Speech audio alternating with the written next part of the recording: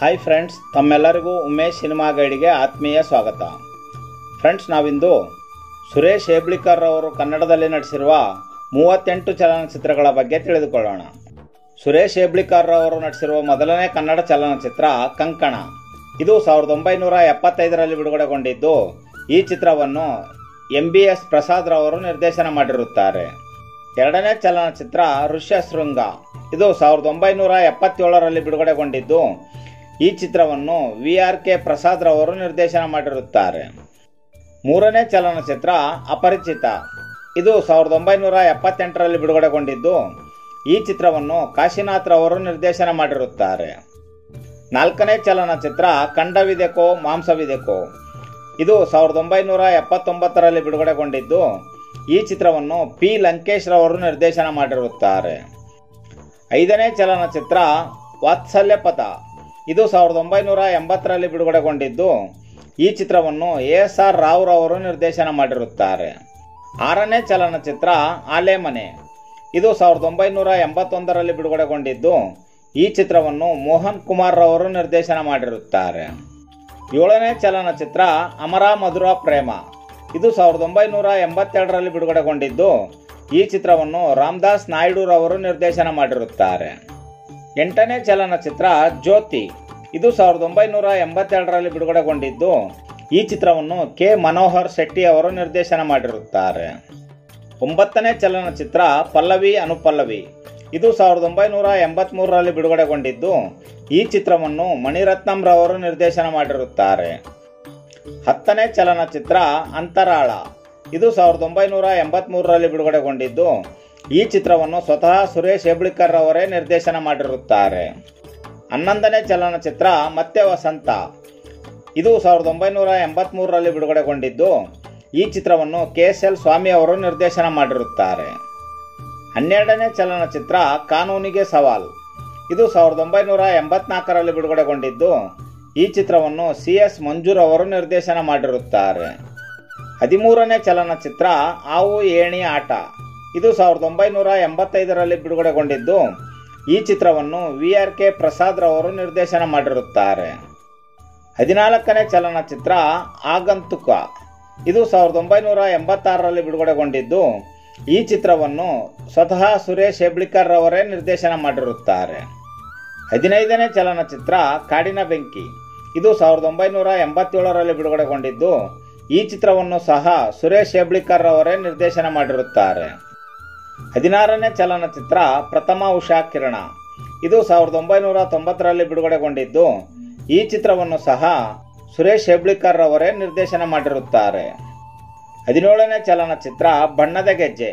ಇದು 1990ರಲ್ಲಿ ಬಿಡುಗಡೆಗೊಂಡಿದ್ದು, ಈ ಚಿತ್ರವನ್ನು SV ರಾಜೇಂದ್ರ ಸಿಂಗ್ ಬಾಬು ರವರು ನಿರ್ದೇಶನ ಮಾಡಿರುತ್ತಾರೆ. 18ನೇ ಚಲನಚಿತ್ರ ಇಶ್.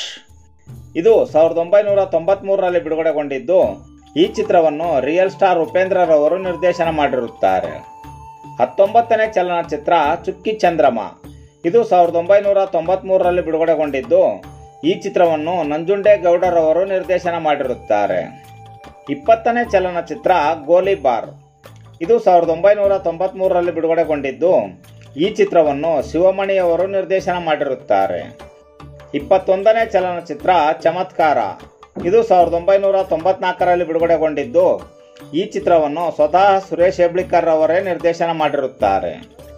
22ನೇ ಚಲನಚಿತ್ರ ಮರ್ಡರ್.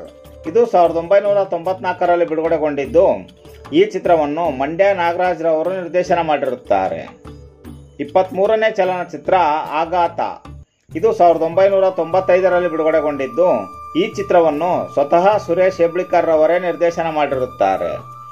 24ನೇ ಚಲನಚಿತ್ರ ಸರ್ಕಲ್ ಇನ್ಸ್ಪೆಕ್ಟರ್. ಇದು 1996ರಲ್ಲಿ ಬಿಡುಗಡೆಗೊಂಡಿದ್ದು, ಈ ಚಿತ್ರವನ್ನು ಮೋಹನ್ ಗಾಂಧಿ ಅವರು ನಿರ್ದೇಶನ ಮಾಡಿರುತ್ತಾರೆ. 25ನೇ ಚಲನಚಿತ್ರ ತಾಯಿ ಸಾಹೇಬ. ಇದು 1997ರಲ್ಲಿ ಬಿಡುಗಡೆಗೊಂಡಿದ್ದು, ಈ ಚಿತ್ರವನ್ನು ಗಿರೀಶ್ ಕಾಸರವಳ್ಳಿ ಅವರು ನಿರ್ದೇಶನ ಮಾಡಿರುತ್ತಾರೆ. 26ನೇ ಚಲನಚಿತ್ರ ಆಶಾ ಜ್ಯೋತಿ. ಇದು 1997ರಲ್ಲಿ ಬಿಡುಗಡೆಗೊಂಡಿದ್ದು, ಈ ಚಿತ್ರದ ನಿರ್ದೇಶಕರ ಮತ್ತು ತಾಂತ್ರಿಕ ವರ್ಗದ ಬಗ್ಗೆ ತಿಳಿದು ಬಂದಿಲ್ಲ. 27ನೇ ಚಲನಚಿತ್ರ ಗಪ್ ಚುಪ್. ಇದು 2000 ಇಸ್ವಿಯಲ್ಲಿ ಬಿಡುಗಡೆಗೊಂಡಿದ್ದು, ಈ ಚಿತ್ರವನ್ನು ಪಿ ಲಿಂಗರಾಜ್ ಕಗ್ಗಲ್ ರವರು ನಿರ್ದೇಶನ ಮಾಡಿರುತ್ತಾರೆ. 28ನೇ ಚಲನಚಿತ್ರ ಚಾಮುಂಡಿ. ಇದು 2000 ಇಸ್ವಿಯಲ್ಲಿ ಬಿಡುಗಡೆಗೊಂಡಿದ್ದು, ಈ ಚಿತ್ರವನ್ನು ಮೋಹನ್ ಗಾಂಧಿ ಅವರು ನಿರ್ದೇಶನ ಮಾಡಿರುತ್ತಾರೆ. 29ನೇ ಚಲನಚಿತ್ರ ಸೂರಪ್ಪ. ಇದು 2000 ಇಸ್ವಿಯಲ್ಲಿ ಬಿಡುಗಡೆಗೊಂಡಿದ್ದು, ಈ ಚಿತ್ರವನ್ನು ನಾಗಣ್ಣನವರು ನಿರ್ದೇಶನ ಮಾಡಿರುತ್ತಾರೆ. 30ನೇ ಚಲನಚಿತ್ರ ನನ್ನ ಪ್ರೀತಿಯ ಹುಡುಗಿ. ಇದು 2001ರಲ್ಲಿ ಬಿಡುಗಡೆಗೊಂಡಿದ್ದು, ಈ ಚಿತ್ರವನ್ನು ನಾಗತಿಹಳ್ಳಿ ಚಂದ್ರಶೇಖರ್ ರವರು ನಿರ್ದೇಶನ ಮಾಡಿರುತ್ತಾರೆ. 31ನೇ ಚಲನಚಿತ್ರ ಕೇರಾ ಫುಟ್ಪಾತ್. ಇದು 2006ರಲ್ಲಿ ಬಿಡುಗಡೆಗೊಂಡಿದ್ದು, ಈ ಚಿತ್ರವನ್ನು ಮಾಸ್ಟರ್ ಕಿಶನ್ ರವರು ನಿರ್ದೇಶನ ಮಾಡಿರುತ್ತಾರೆ. 32ನೇ ಚಲನಚಿತ್ರ ಮೈಲಾರಿ. ಇದು 2010ರಲ್ಲಿ ಬಿಡುಗಡೆಗೊಂಡಿದ್ದು, ಈ ಚಿತ್ರವನ್ನು ಆರ್ ಚಂದ್ರೂರವರು ನಿರ್ದೇಶನ ಮಾಡಿರುತ್ತಾರೆ. 33ನೇ ಚಲನಚಿತ್ರ ಸಂಜು ವೆಡ್ಸ್ ಗೀತಾ.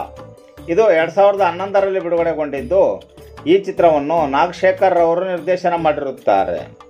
34ನೇ ಚಲನಚಿತ್ರ ಆ ಬಾನು ಈ ಭೂಮಿ. ಇದು 2013ರಲ್ಲಿ ಬಿಡುಗಡೆಗೊಂಡಿದ್ದು, ಈ ಚಿತ್ರವನ್ನು ಕೆ.ಸಿ. ವೇಣುಗೋಪಾಲ್ ರವರು ನಿರ್ದೇಶನ ಮಾಡಿರುತ್ತಾರೆ. 35ನೇ ಚಲನಚಿತ್ರ ಮನಮಂಥನ. ಇದು 2017ರಲ್ಲಿ ಬಿಡುಗಡೆಗೊಂಡಿದ್ದು, ಈ ಚಿತ್ರವನ್ನು ಸ್ವತಃ ಸುರೇಶ್ ಹೆಬ್ಳಿಕರ್ ರವರೇ ನಿರ್ದೇಶನ ಮಾಡಿರುತ್ತಾರೆ. 36ನೇ ಚಲನಚಿತ್ರ ಬೀರ್ಬಲ್. ಇದು 2018ರಲ್ಲಿ ಬಿಡುಗಡೆಗೊಂಡಿದ್ದು, ಈ ಚಿತ್ರವನ್ನು ಎಂ.ಜಿ. ಶ್ರೀನಿವಾಸ್ ರವರು ನಿರ್ದೇಶನ ಮಾಡಿರುತ್ತಾರೆ. 37ನೇ ಚಲನಚಿತ್ರ ತ್ರಿಕೋನ. ಇದು 2022ರಲ್ಲಿ ಬಿಡುಗಡೆಗೊಂಡಿದ್ದು, ಈ ಚಿತ್ರವನ್ನು ಚಂದ್ರಕಾಂತ್ ರವರು ನಿರ್ದೇಶನ ಮಾಡಿರುತ್ತಾರೆ. 38ನೇ ಚಲನಚಿತ್ರ ಗುರು ಶಿಷ್ಯರು. ಈ ಚಿತ್ರವು 2022ರಲ್ಲಿ ಬಿಡುಗಡೆಗೊಂಡಿದ್ದು, ಈ ಚಿತ್ರವನ್ನು ಜಡೇಶ್ ಕೆ ಹಂಪಿ ಅವರು ನಿರ್ದೇಶನ ಮಾಡಿರುತ್ತಾರೆ. ಇದಿಷ್ಟು ಫ್ರೆಂಡ್ಸ್, ಸುರೇಶ್ ಹೆಬ್ಳಿಕರ್ ಅವರು ಕನ್ನಡದಲ್ಲಿ ನಟಿಸಿರುವ 38 ಚಲನಚಿತ್ರಗಳ ವಿವರ. ಫ್ರೆಂಡ್ಸ್, ಈ ಮಾಹಿತಿ ತಮಗೆ ಇಷ್ಟವಾಯಿತು ಎಂದುಕೊಳ್ಳುತ್ತೇನೆ. ಈ ಮಾಹಿತಿ ತಮಗೆ ಇಷ್ಟವಾಗಿದ್ದರೆ ದಯವಿಟ್ಟು ನಮ್ಮ ಚಾನಲನ್ನು ಸಬ್ಸ್ಕ್ರೈಬ್ ಮಾಡಿಕೊಳ್ಳಿ ಹಾಗೂ ಈ ಮಾಹಿತಿಯನ್ನು ತಮ್ಮ ಸ್ನೇಹಿತರೊಂದಿಗೆ ಹಂಚಿಕೊಳ್ಳಿ.